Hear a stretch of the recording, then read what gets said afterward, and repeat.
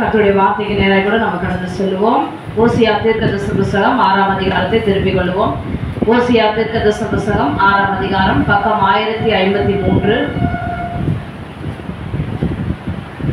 ஓசியா தீர்க்கதரிசன புத்தகம் 6ஆம் அதிகாரத்திலே 11ஆம் வசனத்தை அப்ப அடுத்து வாசித்து ஜெபிக்கும்படியே கேட்கிறேன். ஓசியா 6:11.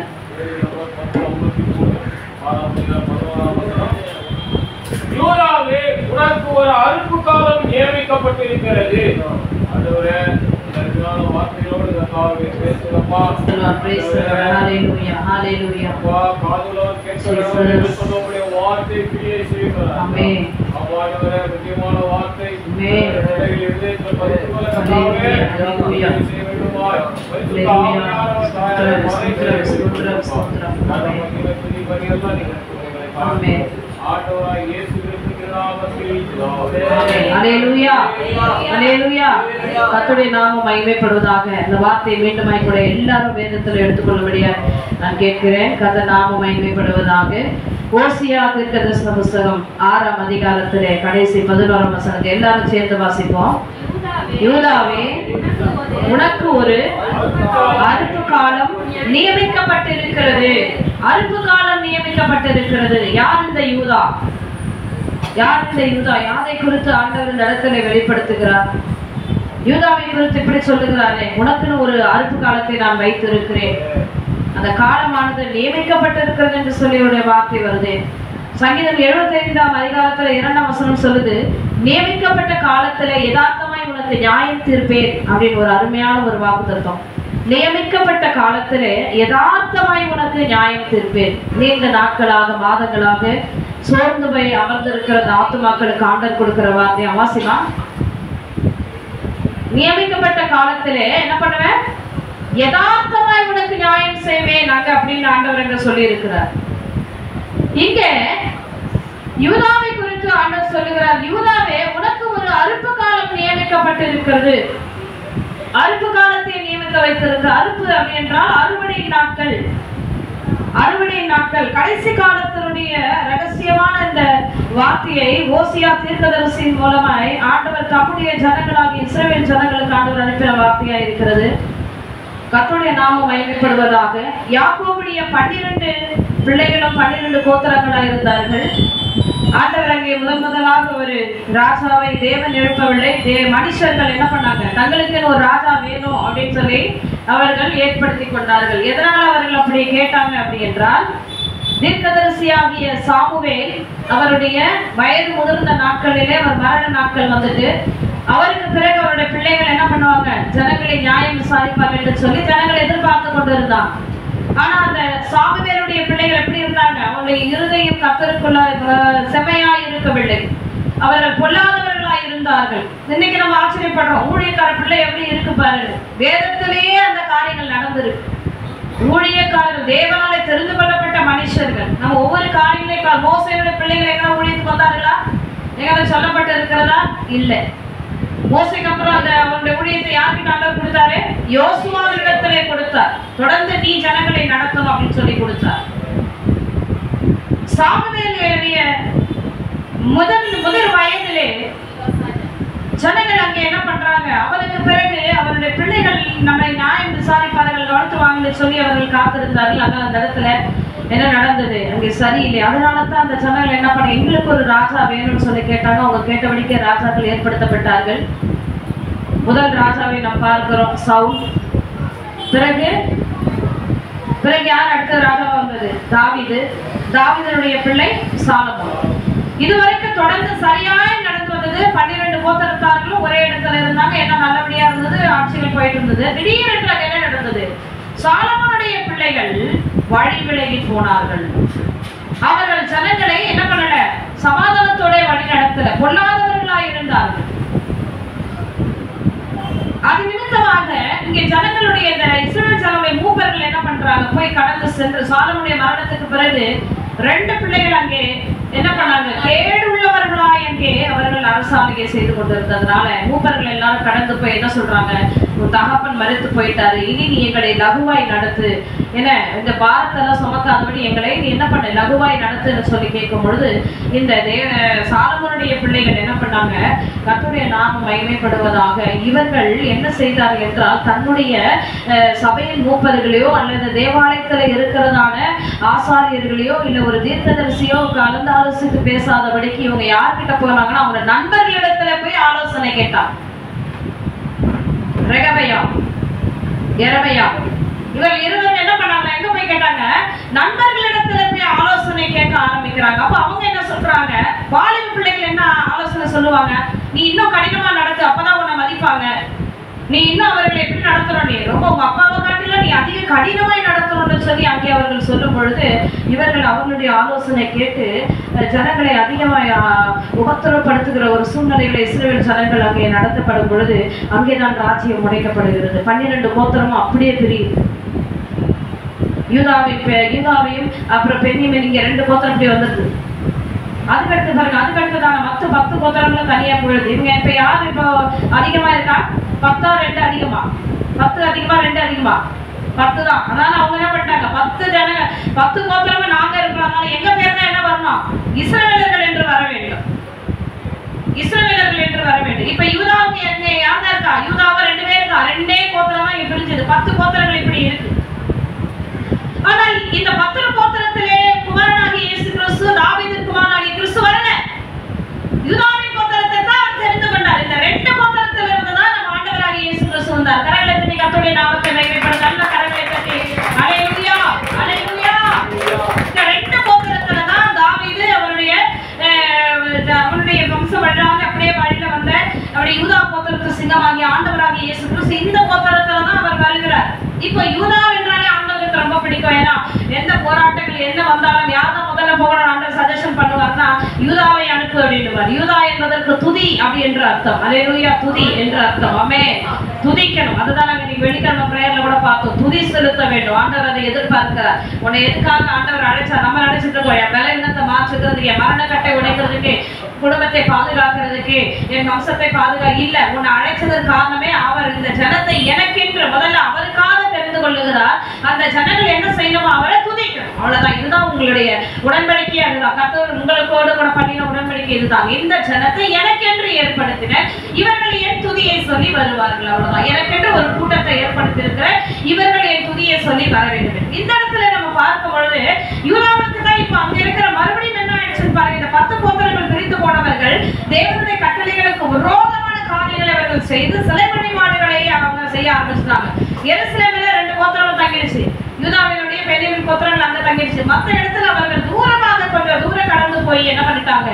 அந்த இடத்துல ஒரு ராஜாவை ஏற்படுத்தி அவர்களுக்குள்ளேயே ஒரு என்ன பண்ணிட்டாங்க? நீங்க அவ்வளோ தூரம் போய் நீங்க மலைகளின் மேல போயிட்டு நீங்க ஆராதனை செய்ய வேண்டிய அவசியம் அவசியம் இல்லை, நான் சிலைகளை செய்து வைக்கிறேன்னு சொல்லி சிலை வழிபாடுகளுக்குள்ளே அந்த 10 கோத்திரமும் போய் தங்களை தேவனுக்கு முன்பதாக பொல்லாதவர்களாய் அவர்கள் மாறிவிட்டார்கள். இது நிமித்தமாய் ஆண்டவருடைய கோபம் இருந்தது. இப்ப என்ன ஆச்சு பாருங்க, இந்த 10 கோத்திரமும் இந்த 2 கோத்திரத்துக்கு விரோதமான சண்டை, இந்த 2 கோத்திரமும் 10 கோத்திரத்துக்கு விரோதமான சண்டை, 2 பேருக்கும் ஆகவே இந்த 2 பேரும் 2 ராஜ்யங்கள் அப்படியே அப்படின்னு பிரிந்த உடனே அங்க இவர்களுக்கு ஒரே பாருங்க 12 கோத்திரங்களும் எப்படி ஆண்டவருடைய கற்கள் இன்றைக்கும் பரலோகத்தில் இருக்கிற வாசல்களுக்கு அந்த நாமங்கள் எழுதப்பட்டு இப்படிப்பட்ட ஒரு கணத்தை கொடுத்திருக்கிற இந்த கோத்திரத்தார்கள் என்னாச்சு, 2 ராஜ்யமாக பிரிக்கப்பட்டு இவர்களுக்குள்ளே போராட்டங்கள் வந்தது. இப்ப இந்த யூதாவினுடைய ராஜ்யத்துல கூட நிறைய போராட்டங்கள். அங்கேதான் நம்முடைய தாவீதும் தாவீது செய்த அந்த பாவத்தை கொஞ்சம் யோசனை பண்ணி பாருங்க. அதே போல சாலமோன் வழி தவறி போனான், தேவனுடைய சமூகத்தை விட்டு இவன் அந்நிய ஜாதியராகிய ஸ்திரீகளை சேர்த்து கொண்டான், கர்த்தருடைய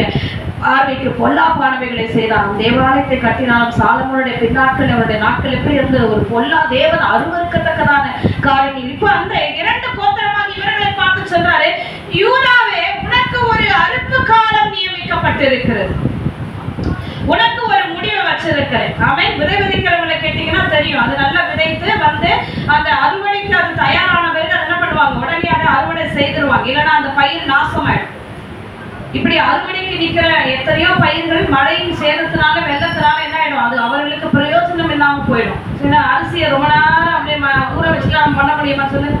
இந்த அரிசி மழை தண்ணீர்ல நனைஞ்சு போச்சுன்னா, அந்த தானியங்கள் நனைந்து போச்சுன்னா அதுக்காக விதைத்தவர்களுக்கு பலனே இல்லாம போயிடும். இங்கே ஆண்டவர் சொல்லுகிறார், யூதாவே உனக்கு ஒரு அறுப்பு காலம் நியமிக்கப்பட்டிருக்கிறது என்று சொல்லி இங்க சொல்லுகிறார். வெளிப்படுத்தல் விசேஷத்துக்கு நம்ம வருவோம், ஒரு சில வசனங்களை பார்த்து நம்ம முடிப்போம். வெளிப்படுத்தல் விசேஷம் 11ஆம் அதிகாரத்துக்கு வந்து சீக்கிரமாய் ஒவ்வொரு வசனமாய் எனக்கு வாசிக்க கேட்கிறேன். கர்த்தருடைய நாமம் மகிமைப்பட. ஆண்டவர் என்ன பண்ணுகிறாரோ, ஒரு அறுப்பு காலத்தை நமக்காக வைத்திருக்கிறாரா. இந்த யூதாவினுடைய வம்சத்துலதான் இன்னைக்கு நம்ம ஒரு ஆவிக்குரிய விசுவாசிகளாக, அல்லேலூயா, ஆவிக்குரிய இஸ்ரவேலர்களாக நாம் அழைக்கப்பட்டு இருக்கிறோம். பேதுருவை தேவன் அனுப்பினார் புறஜாதிகளுக்கு சுவிசேஷத்தை சொல்லும்படிக்கு. அடுத்தது பவுலை தேவன் எழுப்பினார் புறஜாதிகளுக்கு சுவிசேஷம் சொல்லும்படிக்கு.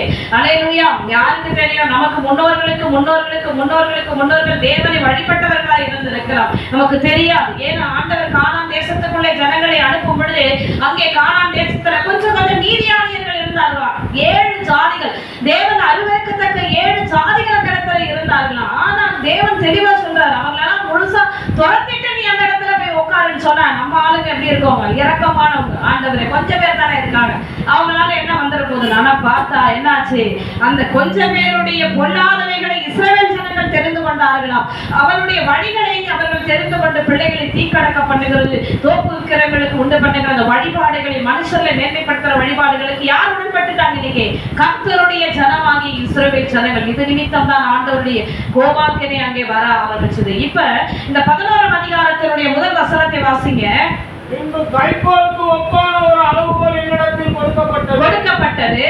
அப்பொழுது தேவதூதன் நின்று என்னை நோக்கி, நீ எழுந்து தேவனுடைய ஆலயத்தையும் பலிபீடத்தையும் அதில் தொழுது கொள்கிறவரையும் அளந்து பார். அருமையான வார்த்தை. இதை நம்ம ஒரு 3 மாசத்துக்கு முன்னாடி தான் எடுத்தோம். மறுபடியும் இந்த வார்த்தை தேவன் கொடுத்தார். அவன் பின்பு கைக்கோலுக்கு ஒப்பான ஒரு அளவுகோல், ஒரு இன்ஸ்ட்ருமெண்ட், ஒரு மெஷர்மெண்ட் பண்ணுகிறதுனால ஒரு அளவுகோல் அங்கே யார்கிட்ட கொடுக்கப்படுகிறது சொல்லுங்க? அன்பின் சீசன் ஆகிய யோவானிடத்திலே கொடுக்கப்படுகிறது. அது கொடுக்கப்பட்ட பொழுது அப்பொழுது தேவதூதன் நின்று அவனை நோக்கி சொல்லுகிறான், நீ எழுந்து என்ன பண்ண, தேவனுடைய ஆலயத்தையும் பலிபீடத்தையும் அதில் தொழுது கொள்ளுகிறவர்களையும் என்ன பண்ற, நீ அளந்து பார்க்க வேண்டும். ஏன்னா நியாயத்தீர்ப்பு எங்க இருந்து ஆரம்பிக்கலாம்னு சொல்லியிருக்காரு, என்னுடைய வீட்டுல, தேவனுடைய வீட்டுல தான் நியாயத்தீர்ப்பு ஆரம்பிக்கப்படும். அல்லேலூயா. தேவனுடைய வீட்டுல தான் நியாயத்தீர்ப்பு ஆரம்பிக்கப்படுகிறது என்று வேதவசனம் சொல்லப்படுகிறது. ஏன் அவர் தேவனுடைய வீட்டில், இவருடைய வீட்டுல தான் அவர் ஆரம்பிக்கிறார்னா, ஏன்னா உன்னை இங்க கொண்டு வந்து உன்னை பரிசுத்தம் பண்ணி உன்னை என்ன பண்றாரு ஆண்டவர், உயிரோட பாதுகாத்து வசனங்களை அனுப்பி இவைகளுக்கு நீ செவி கொடுக்க வேண்டும், இவைகளின்படிக்கு நீ நடக்க வேண்டும் என்று வழி நடத்துகிறதான ஒரு இடம். இது என்ன இடம் அப்படின்னீங்கன்னா சீனாய் மலையா இருக்கிறது என்று நான் சொல்லுகிறேன். எத்தனை பேர் ஆமென் சொல்றீங்க? எத்தனை பேர் ஆமென் சொல்றீங்க? அல்லேலூயா. இது ஒரு சீனாய் மலை, தேவன் தம்முடைய ஜனங்களோடு பேசுகிற ஒரு மலை. பார்க்கிறதுக்கு ஒரு சீட்டு போட்ட ஒரு இடமா இருக்கலாம், ஏன்னா இது கர்த்தர் தம்முடைய ஜனங்களுக்கு பேசுகிற ஒரு இடம். ஆண்டவர் மோரியா மலைக்கு போய் பலியிட்டு ஆபிரகாம் இடத்துல சொன்னார் பாருங்க, அந்த மலையின் மேலதான் தேவாலயம் கட்டப்பட்டதாம். கர்த்தருடைய நாமம் மகிமைப்படுவதாக. அல்லேலூயா. இந்த மலைகளுக்கு மேல பாடி ஆராதிச்சுட்டு போவாங்களாம். அந்த சங்கீதத்தோடு கூட பாடிட்டு போவாங்களாம் பாருங்க நம்முடைய இஸ்ரவேல் ஜனங்க. எங்கெங்கும் ஊரெங்கும் சிதறப்பட்டிருக்கிற இஸ்ரவேல் ஜனங்கள் இந்த மலையின் மேல் கட்டப்பட்டிருக்கிற தேவாலயத்துக்கு வரும்படிக்கு என்ன பண்ணுவாங்க, மலையின் மேல பாடி ஆராதிச்சுட்டே போவாங்களாம். இதுதான் பின்னாட்களிலே இன்னைக்கு விக்கிரகம் என்ன பண்றாங்க, வேறு விதமாய் மாறிவிட்டார்கள். எத்தனை பேருக்கு புரியுது? இங்கே யோவானிடத்திலே கொடுக்கப்பட்ட அந்த மெஷர்மென்ட், முதலாவது தேவாலயத்தை தேவன் அளந்து பார்க்க சொல்லுகிறார். அல்லேலூயா. நீங்க நான் கடன் வாங்கி, எப்படி நான் கடன் வாங்கி நான் ஆலயத்தை கட்டுகிறேன், பல லட்சம் கடன் வாங்கி நான் ஆலயத்தை கட்டுகிறேன். அப்படிதான் ஒரு அருமையான ஒரு ஊழியக்காரர் என்ன பண்ணாரு, ஆண்டவர் எனக்கு தரிசனம் கொடுத்துட்டார், அதனால என்ன பண்ண போறேன், ஒரு பெரிய இடத்தை கட்ட போறேன்னு சொல்லி இதே சபையினுடைய அளவாக ஒரு 6 அளவுகள், நல்லா கவனிக்கணும், இதே அளவின்படிக்கு 6 அளவுள்ளதான ஒரு பெரிய இடத்தை அவர் வாங்கி கிட்டத்தட்ட ஒரு 9 லட்சம் கடன் வாங்கினாருங்க. வாங்கி கடகடகடன் ஆண்டவர் கட்ட சொன்னாரு, கர்த்தர் கட்ட சொன்னாரு, கட்டினாரு. இது படிக்கு 6 அளவு என்றால் அதுல எவ்வளவு ஜனங்கள் உட்கார்லான்றதை யோசனை பண்ணிப்பாங்க. இதுலயே நம்ம உட்கார்ந்தா ஒரு 50-60 பேர் ஒரு நெருக்கத்துல உட்காரலாம், ஒரு 100 பேர்ல 75 பேர் உட்காரலாம். இதே ஒரு 4-6 அளவு படிக்க அவங்க இருக்கோம்னா கொடுத்து கட்டிட்டு ஆலயத்தை ஃபுல்லா ஏசி போட்டுட்டு சபையை பயங்கரமா அலங்காரம் பண்ணி வெயிட் பண்ணிட்டே இருந்தாராம், ஜெபம் பண்ணிட்டே இருந்தாராம் ஆண்டவர்கிட்ட. ஆண்டவரே நீங்க சபை கட்ட சொல்றீங்க, நான் கட்டிட்டேன், ஆட்களை கொண்டு வரீங்களா? ஆண்டவர் கொண்டு வரவே இல்லை, ஏன்னா தேவன் சொல்லவே இல்லை. நீ 9 லட்சம் கடன் போட்டு நீ ஆலயத்தை கட்டுகிறதுக்கு அவசியம் இல்லை, நீ அலங்காரம் பண்ண வேண்டிய அவசியம் இல்லை, நீயே தேவனுடைய ஆலயமாய் இருக்கிறாய். உன் ஆவி ஆத்மா சரீரம் தேவன் அசைவாடுகிற இடம். கடைசியில் என்ன நடந்து தெரியுங்களா, கடன்காரங்க கழுத்தை பிடிச்சி அவ்வளவு பெரிய இடத்துல 5 பேர் தாங்க வந்து உட்கார்ந்தாங்க, 5 பேர் தான் உட்கார்ந்து ஆராதனை பண்ணிட்டு. அதுவும் அவங்க அதுல 5 பேர்ல அவருடைய மனைவி, அவருடைய பிள்ளை, அவர் பிள்ளை கிடையாது, அவருடைய மனைவி, அதுக்கப்புறம் அவருடைய அம்மா, 2 விசுவாசி. ஆண்டவர் சொன்னது வேற.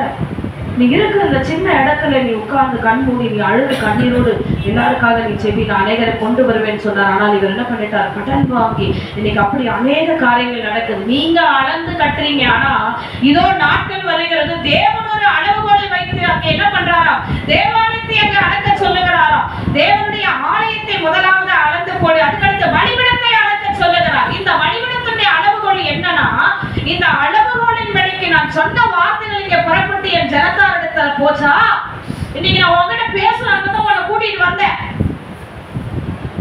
நான் அங்க உட்கார்ந்திருப்பேன், ஆனா இன்னைக்கு உன்னை கூட்டிட்டு வந்து ஒரு இடத்துல பேசுகிறதுக்கு தேவன் இங்க கொண்டு வந்திருக்கிறார்.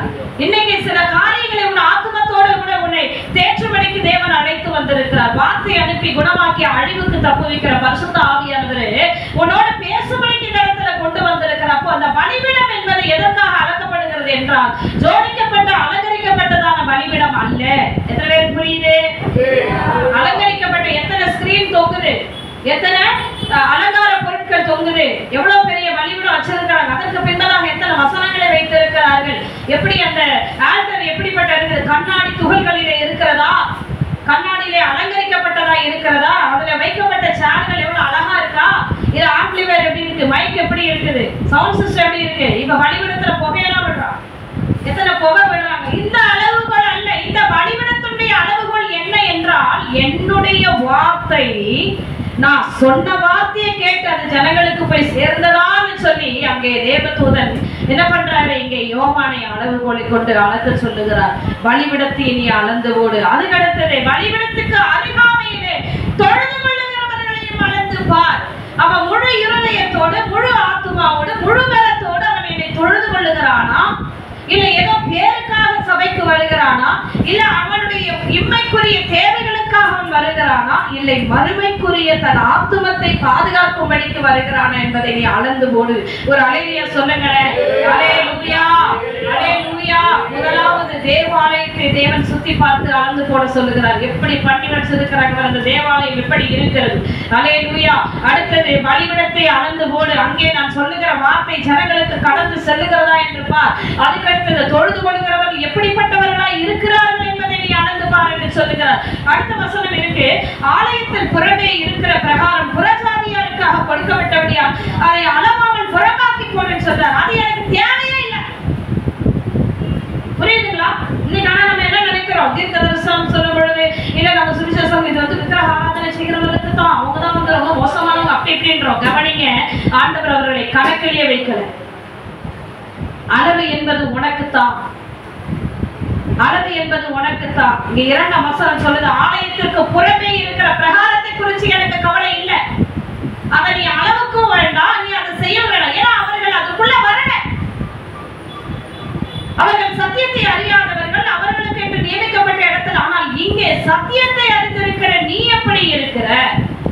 கர்த்தருடைய வேத வசனத்தை அறிந்து கொண்டிருக்கிற நீ எப்படி இருக்கிற? உன் ஜீவியம் எப்படி இருக்கிறது? மறைமுக வாழ்க்கை எப்படி இருக்கிறது? உன்னுடைய நடைமுறைகள் எப்படி இருக்கு? கர்த்தருக்காக எவ்வளவு ஓடி இருக்கிறாய்? தேவனுக்காக எத்தனை ஆத்துமாக்களை நீ ஆதாயப்படுத்தி இருக்கிறாய்? அன்றாடம் உன் முழங்கால்களை முடக்கி தேசத்துக்காக திறப்பில் நிற்கிறாயா?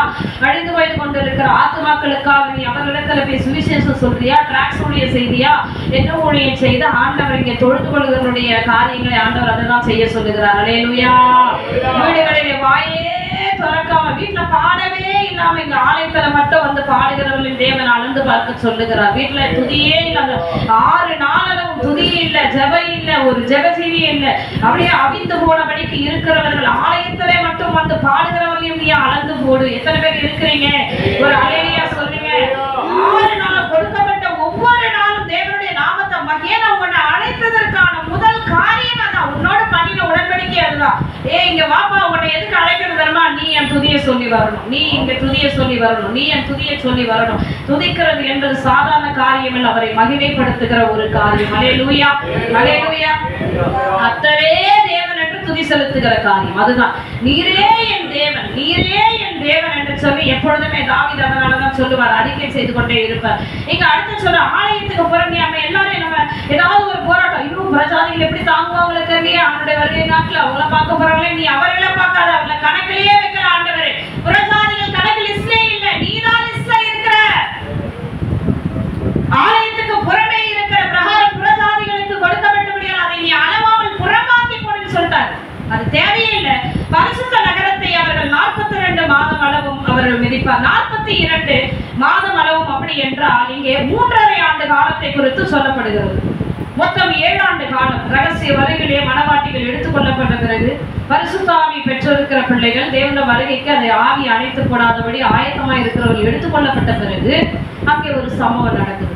ஒரு 7 வருஷம் அங்கே ஒரு பயங்கரமான ஒரு காரியம். அப்பதான் முதல் 42 மாதம் அளவு யார் பரிசுத்த நகரம்? பரிசுத்த நகரம் என்பது எருசலேமை குறிக்கிறது. எருசலேமை அவர்கள் மிதிப்பார்கள். அப்படின்னா அர்த்தம் கொஞ்சம் நல்லா நடமாடுவாங்க, அர்த்தம் சமாதானத்தோடு அங்கே நடமாடுவார்கள். யார்? யூதர்கள், கைவிடப்பட்டவர்களான ஒவ்வொரு கிறிஸ்தவர்கள். எத்தனை பேர் இருக்கிறீங்க? நம்ம கைவிடப்பட்டோம், அதனால பிரச்சனை இல்லை, நிம்மதியா இருக்கிறோம். எப்படியும் நமக்கும் ஒரு அழைப்பு இருக்கு, நம்மளும் ஆண்டவர்கிட்ட போவோன்ற ஒரு குருட்டு எண்ணத்தோடு இருக்கிறவர்கள் 3.5 ஆண்டு காலம் அழகா எங்க நடப்பாங்களாம்? எங்க நடப்பாங்க? பரிசுத்த நகரமாகிய அந்த இடத்திலே அவர்கள் நடப்பார்கள் என்று வேணும். 42 அழகா கணக்கு போட்டு பார்த்தேன் வரும்பொழுது ஆட்டோலே 42 மாதம் என்றால் அழகா பாருங்க, 3 வருஷத்துக்கும் 6 மாதத்துக்கும் 42 மாதம் அளவு அவர்கள் மிதிப்பார். அடுத்து என்ன நடக்குது? இந்த 42 மாதம் அளவும் இங்கே ஒரு சம்பவம் நடக்கிறது. என்னுடைய 2 சாட்சிகளும் 2 வஸ்திரம் உடுத்தி கொண்டிருக்கிறவர்களாய் 1260 நாள் அளவும் தீர்க்க தரிசனம் சொல்லும்படி அவர்களுக்கு அதிகாரம் கொடுப்பேன். இதே 3.5 ஆண்டு காலத்துல மறுபடியும் ஆண்டவர் தீர்க்கதரிசிகளை அனுப்புகிறார். 3.5 ஆண்டு காலத்துல தீர்க்கதரிசிகளை தேவன் அனுப்புகிறார். இவர்கள் யார் அப்படி என்று சொல்லி நம்ம பார்க்கும் பொழுது தீர்க்கதரிசிகள் யாரு? அவர்களுக்கு ஒரு அடையாளத்தையும் ஆண்டவர் அங்கே கொடுக்கிறார். பூலோகத்தின் ஆண்டவருக்கு முன்பாக நிற்கிற 2 ஒலிவ மரங்களும் 2 விளக்கு தண்டுகளும் இவர்களே. யார் இந்த 2 ஊழியக்காரர்களே? பூலோகத்தின் ஆண்டவருக்கு முன்பாக நிற்கிற 2 ஒலிவ மரங்களும் 2 விளக்கு தண்டுகளும் இவர்களே. கர்த்தருடைய நாமம் இதற்குரிய வாசனம் சகரியாவின் தீர்க்கதரிசன புத்தகம் 4ஆம் அதிகாரத்தில் இருக்கு.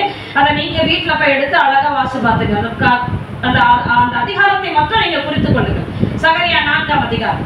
அடுத்தது பாருங்க, அந்த இடத்துல அவர்களை குறித்து சொல்லப்பட்டிருக்க 5ஆம் வசனத்தை மட்டும் வாசிங்கப்பா. ஒரு 2 வசனம் வாசி முடிக்கலாம். ஒருவன் அவர்களை சேதப்படுத்த மனதாயிருந்தால் அவர்களுடைய வாயிலிருந்து அக்னி புறப்பட்டு அவர்களுடைய சத்துருக்களை பட்சிக்கோ.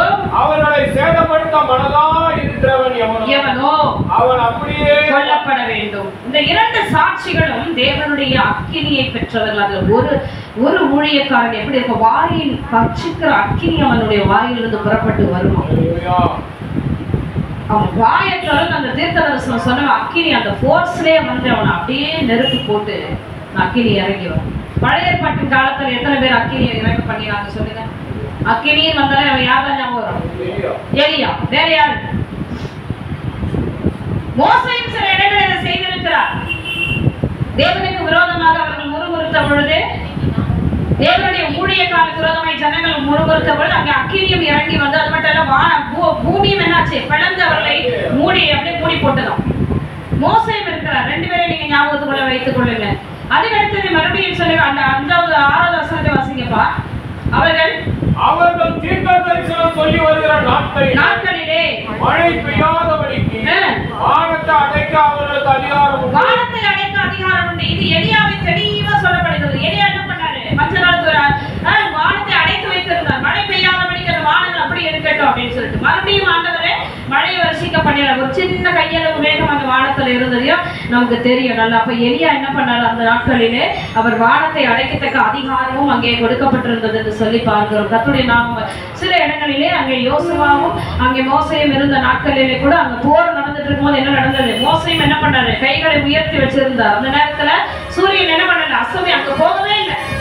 அது என்ன பண்ணல? அஸ்தமிக்கவே இல்லை. அது போக வேண்டிய இடத்துக்கு போகாம அப்படியே அந்த வானத்தில் இருந்த சூரியன் அப்படியே இருந்துதான் பாருங்க.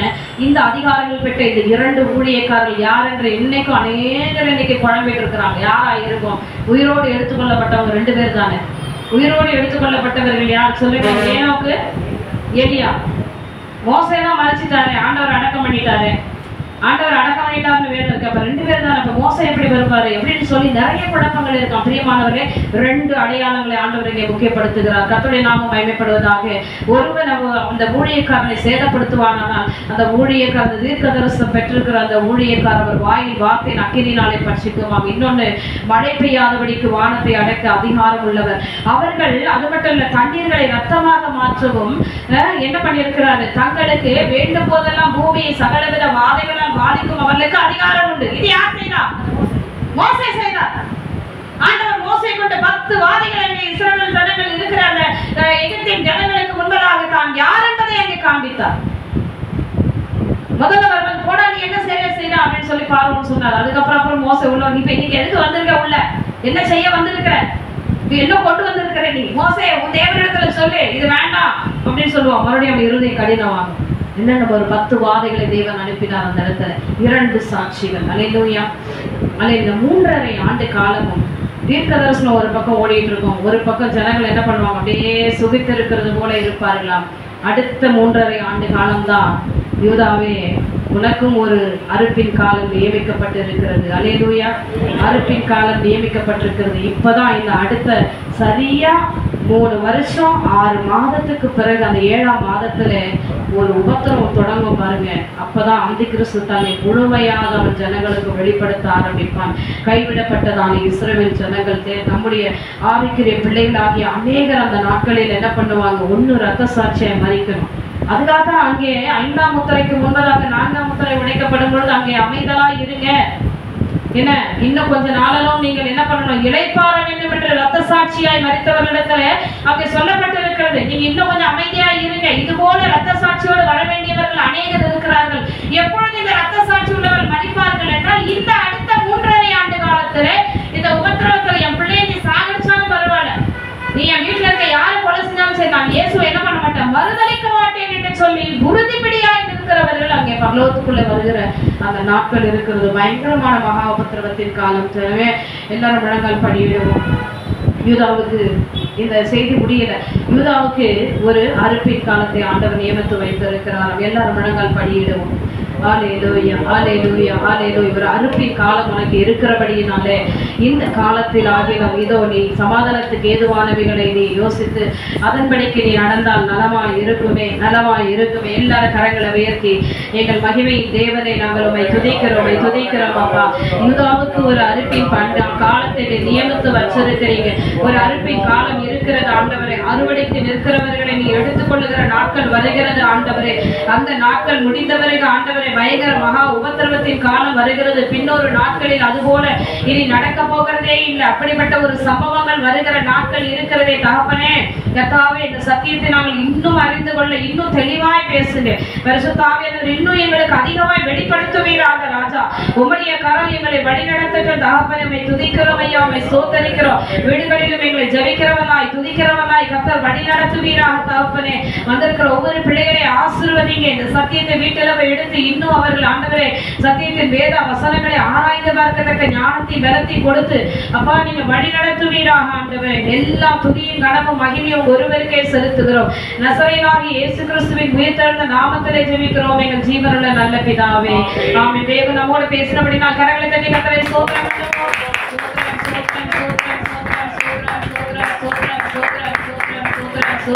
ஆமென் ஆண்டவரே. தொடர்ந்து எங்களை வழி நடத்துவீராக இயேசுவின் மூலம் ஜெபிக்கிறோம் நல்ல பிதாவே. ஆமென் ஆமென். கர்த்தர் நாம மகிமைப்படட்டும். நாங்க விழுப்புரம் ஊழியத்துக்கு போறப்பா ஸ்டீஃபனப்பா ஜெபம் பண்ணி விடுங்க எங்களுக்காக. கர்த்தர் நாம இது கிட்டத்தட்ட ஒரு 3 வருஷமா அவங்க கூப்பிட்டுட்டு இருந்தாங்க இந்த ஊழியத்துக்காக. அங்கே சபை ஊழியம் இருக்குது. ஆக்சுவலி அவங்க வந்து பெங்களூர்ல தான் இருந்தாங்க. இப்போ அவங்க தாயார் இறந்தபடினால அவங்க விழுப்புரத்தில் இருக்கிறாங்க. அங்கே இருக்க ஒரு சபைக்கு செய்தி கொடுக்க கூப்பிட்டுருக்காங்க. அங்கே இருக்கிற எல்லா ஜனங்களுக்கும் கர்த்தருடைய வார்த்தையை கொடுக்கணும். ஆண்டவர் எங்களோட கூட கடந்து வரும்படிக்கு ஒரு நிமிஷம் அப்பா ஜெபம் பண்ணிட்டு எல்லாத்துக்காக ஜெபம் பண்ணுங்கப்பா. Praise Lord.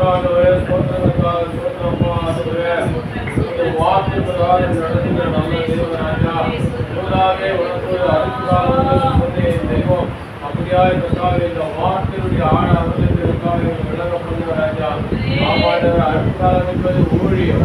ஆண்டவர் எங்களுக்கு கொடுக்கப்பட்ட ஊழிய ராஜா. இதை எங்களுக்காக நாங்கள் பரிந்துரைத்து எங்களுக்காக அழுது தோல்வி கொண்டு இராமல் ஆண்டவர் அறுவடை அழுதவர்களாக திருவை பாராட்டுகிற ராஜா. இதோ விழுப்புரத்து கடந்து போகிற ஊழியக்கார அவரோடு கூட துணையாய் போகிற யாவருடைய ரத்த கோட்டைக்குள்ள நீர் மறைத்து கொள்வீராக. ஆமாண்ட சத்திய வார்த்தைகள் வெளிப்படுத்தும் மாட்டவரே. இப்பொழுது அந்த விழுப்புரத்தில் அவர் இருக்கிற இடத்துல பரிசுத்த ஆவியானவர் நிறைவேறுவீராக. அதிகாரமுள்ள ரத்தத்தாக பகுதியை தெளிக்கிற மாட்டவரே. தெளிக்கிற ராஜா. அற்புத அடையாளங்களாக வைத்திருக்கிறேன் என்று சொன்ன தெய்வம் ஒரு ஊழியக்காரமாக செய்யப்போகிற அற்புத அடையாளங்களை நடத்துவீராக. பரிசுத்த ஆவியானவரை நடத்துவீராக ராஜா. ஆமாண்டவரே வேத வசனங்கள் இப்படியா இருக்கிறது என்று வைத்தால அவருடைய மனக்கங்கள் தெளிவடைய கர்த்தர் ஆண்டவரே உதவி செய்கிறார் ராஜா. எல்லா கன மகிமை புண்ணிய மகிமையை எடுத்துக் கொள்ளுங்க. ஆண்டவராகிய இயேசு கிறிஸ்துவின் திருநாமத்தில் இருக்கிறார். ஆமென் ஆமென். கர்த்தர் நல்லவர். நம்ம திருவிருந்துக்கு நேராக ஆயத்தமாகும். காணிக்க போட்டீங்களாமா? சரி வாங்க காணிக்க ஜெபம் பண்ணுங்க.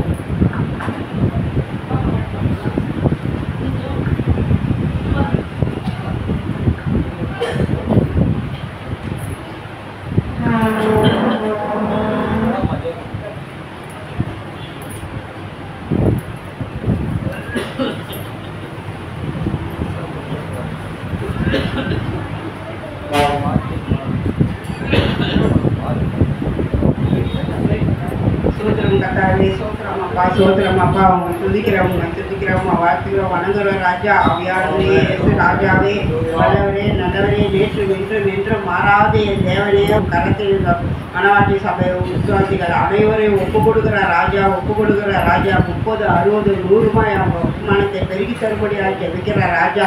அவங்களை எல்லா தீங்குகளிலிருந்து விலக்கி காத்துக்கொள்ளும் ராஜா. அவங்க ஆத்மாவை காத்துக்கொள்ளும் ராஜா. ஆவியானவரே இயேசு ராஜாவே மணவாட்டி சபை உங்களுடைய சபையா இருக்குது அப்பா. சபைக்கு தலையானவர் நீதான் ராஜா. ஆவியானவரே 4 மூலைகளிலும் உள்ள ஜனங்களை இந்த சபையில் கொண்டு வந்து நிரப்பும்படியாக ஜெபிக்கிற கர்த்தாவே. ஆத்மாக்களை ஆதாயப்படுத்தும்படியாக ஜெபிக்கிற ராஜா. ரட்சிப்பு உங்களுடையது என்றே ராஜா.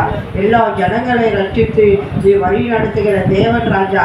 அப்பா எல்லா பல கஷ்டங்கள் துன்பங்கள் துயரங்களில் நீக்கிறவர்களெல்லாம் வந்து இந்த சத்தியத்தை அறிந்து உமக்கு பிள்ளைகளாய் வாழ அப்பா நீ கிருபை பாராட்டும்படியாக ஜெபிக்கிற ராஜா. நசரேயனாகிய இயேசு கிறிஸ்துவின் உயிர்த்தெழுந்த நாமத்தில் ஜெபிக்கிற நல்ல பிள்ளை நான் அன்பிற்குதாவே ஆமென்.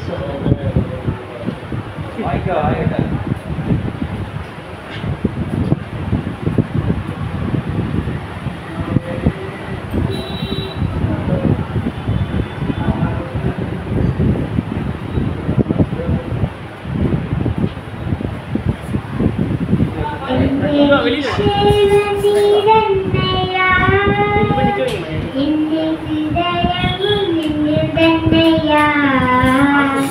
எந்த நிச்சயமீதன்னையா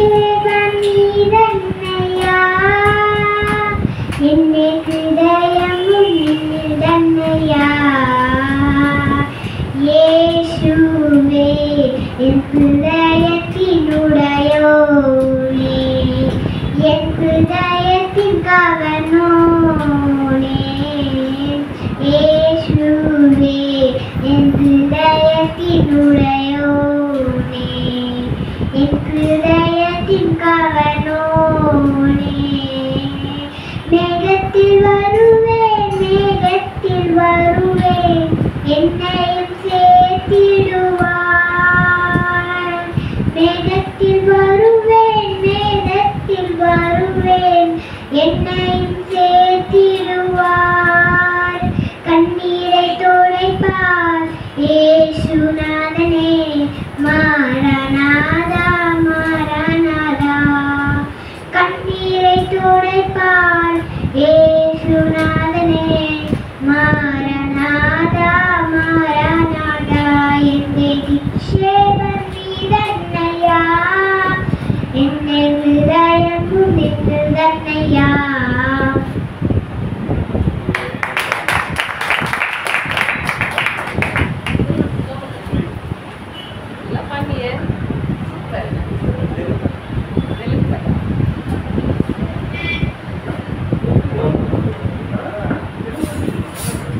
பிதாவே, இந்த நாளிலே ஓய்வு நாளப்பா, இந்த ஓய்வு நாளிலே வந்திருக்கிற பிள்ளைகள் ஆண்டவரே, இந்த திருவிழா வேலைகளிலே ஆண்டவரே உங்களுடைய வெளியேறப்பட்ட ரத்தத்தினால இந்த ஒவ்வொரு பிள்ளைகளையும் இந்த ஒவ்வொரு ரத்தத்தினால கழி சுத்திகரிப்பினார், ஈசப்பினால கழி சுத்திகரிப்பினார். ஆண்டவரே எங்களை ஒவ்வொரு பலப்படுத்துகிறாங்க.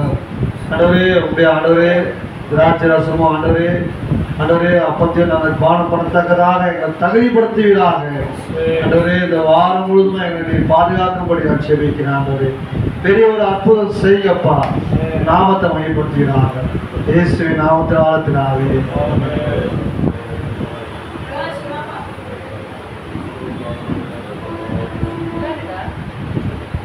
வாசிக்கப்படுகிறதான இந்த வசனங்களை நாம் கேட்போம். கர்த்தர் நல்லவர்.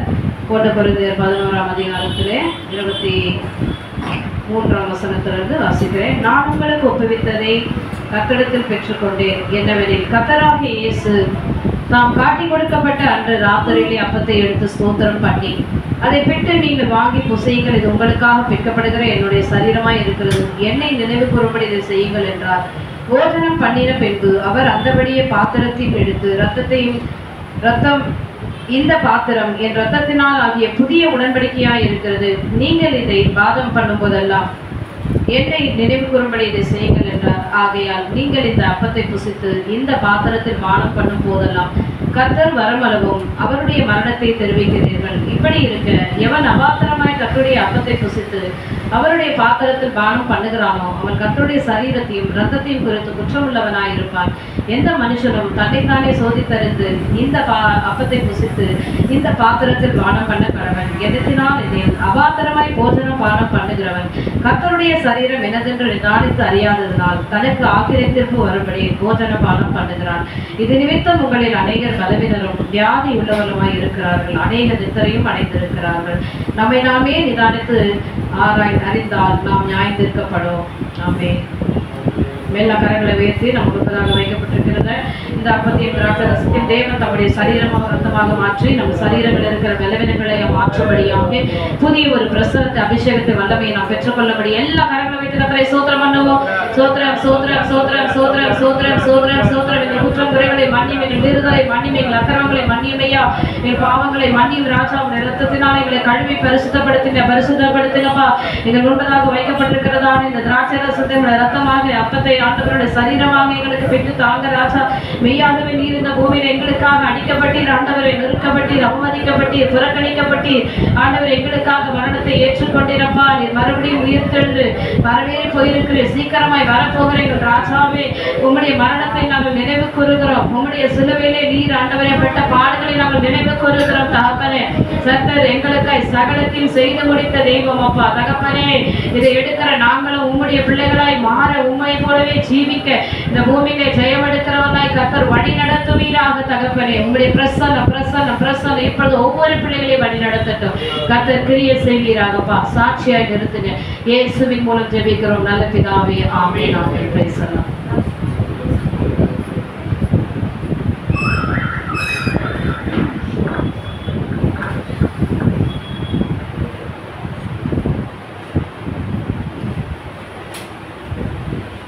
ஆவிக்கு புகழிடும் இயேசு ரட்சகர், ஆவிக்கு பரியாக மாண்டரே.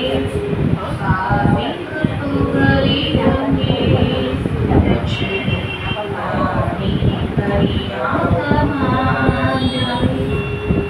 ஆற்றல் கைகளும் ஆடி பாய்ந்திட, குற்றமற்ற தேசத்தோ ஆனி பாய்ந்திட, குற்றமற்ற தேசத்தோம்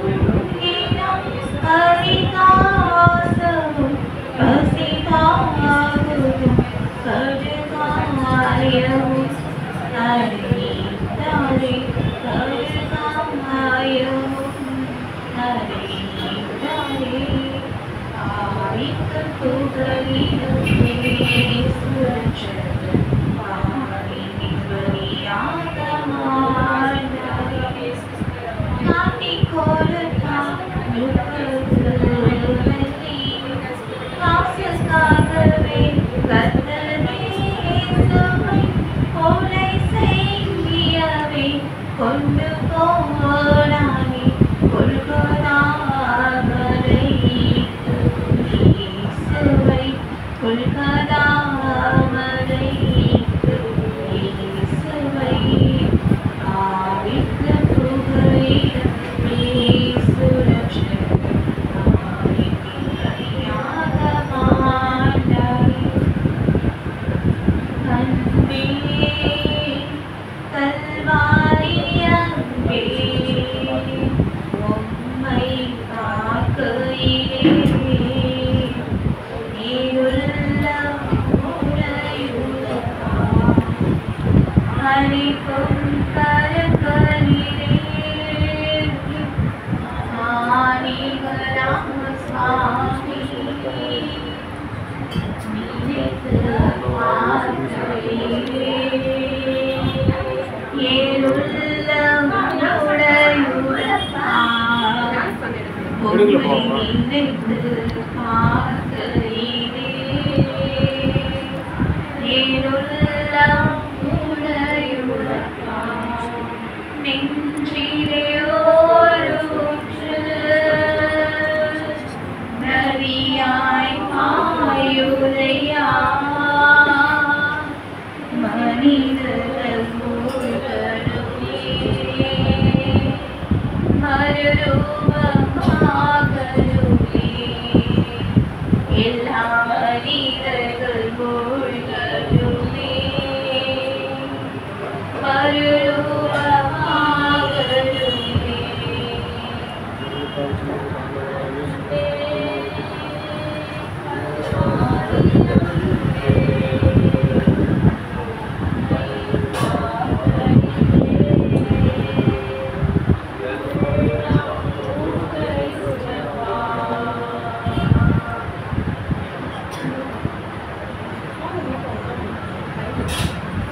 எப்பத்தா என்று சொன்னாரே,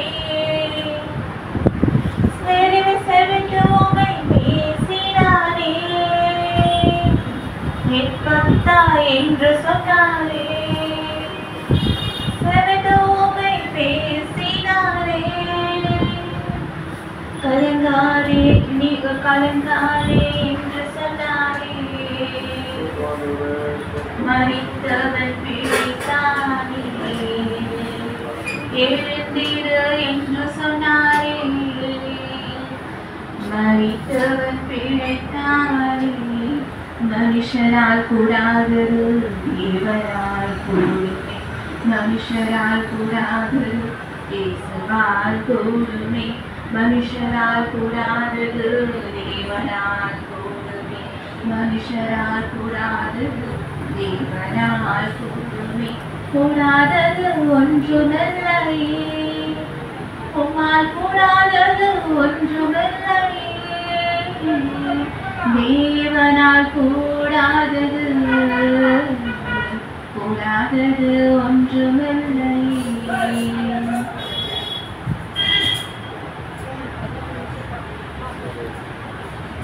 எல்லாரும் கண்களை மூடி நாம் ஜெபிப்போம். மகா இரக்கமும் கிருபையும் நிறைந்த எங்கள் நல்ல ஆண்டவரே, ஆண்டவரே சரீரத்தையும் ரத்தத்தையும் நாங்கள் பானம் பண்ணி இருக்கிறோம். ஆண்டவரே உடைய பலன் எங்களுக்குள்ளாக இறங்கட்டும். ஆண்டவரே பரலோக பலன் எங்களுக்குள்ளே இறங்கட்டும். பரிசுத்த ஆவியானவர் எங்களை பலப்படுத்துவீராக. உலர்ந்து போன எலும்புகள் உயிரிழக்க ஆண்டவரே, ஒவ்வொரு உறுப்புகளிலும் ஒவ்வொரு நரம்பு மண்டலங்களிலும் உடைய வல்லமை இறங்குவதாக. ஒவ்வொரு மேலும் உடைய பலன் இறங்குவதாக. பரலோக பலன் சரீரத்தில் இறங்குவதாக. தேவனுடைய சரீரத்தை ரத்தத்தில் நாங்கள் பானம் பண்ணி இருக்கிறோம். சர்வ வல்லமை உள்ள தெய்வம், உடைய அபிஷேகம் வல்லமை இப்போது இறங்கும். பரிசுத்த ஆவியானவர் உங்களுடைய பிள்ளைகளை ஒவ்வொருவரை நிரப்புவீராக. உடைய வருகை வரைக்கும் எங்களை ஆண்டவரே உடைய பிரசனத்தினாலே நிரப்புவீராக. உடைய வருகை வரைக்கும் உடைய பிரசனத்தினாலே எங்களை நிரப்புவீராக. உடைய அபிஷேகத்தை காத்துக்கொள்ள எங்களுக்கு உதவி செய்வீராக. இந்த காத்துக்கொள்ள எங்களை தாழ்த்தி ஒப்புக் கொடுக்கிறோம். ஒவ்வொருவரையும் நீர் பலப்படுத்துங்க, பாதுகாத்துக் கொள்ளுங்க, ஆசீர்வதிப்பீரா. ஒவ்வொருவரையும் ஆசீர்வதிங்க, பலப்படுத்துங்க ஆண்டவரே. இந்த காத்துக்குள்ள தாழ்த்தி நாங்கள் ஒப்புக் கொடுக்கிறோம். இயேசுவின் நாமத்தில் பிதாவே, ஆமென். சோத்ரம் பண்ணுவோம். ஆண்டவராகிய இயேசு கிறிஸ்துவே சோத்ரம் பண்ணுவோம். பரிசுத்தாவியானவரே சோத்ரம் பண்ணுவோம். சேர்ந்து சொல்வோம். என் ஆத்துமாவே கர்த்தரை ஸ்தோத்திரி, என் உள்ளமே பரிசுத்த நாமத்தை ஸ்தோத்திரி. என் ஆத்துமாவே கர்த்தரை ஸ்தோத்திரி, அவர் செய்த சகல உபகாரங்களையும் மறவாதே. நம் ஆண்டவராகிய இயேசு கிறிஸ்துவின் கிருபையும் பிதாவாகிய தேவனுடைய அன்பும் பரிசுத்தாவினுடைய ஐக்கியம் நம் அனைவரோடும் தேவனுடைய வருகை விட்டு மீண்டும் என்றும் சதா காலம் தங்கியிருப்பதாக. ஆமென். அல்லேலூயா, அல்லேலூயா, அல்லேலூயா. ஆமென். கர்த்தர் உங்களை ஆசீர்வதிப்பாராக. ஆமென், ஆமென்.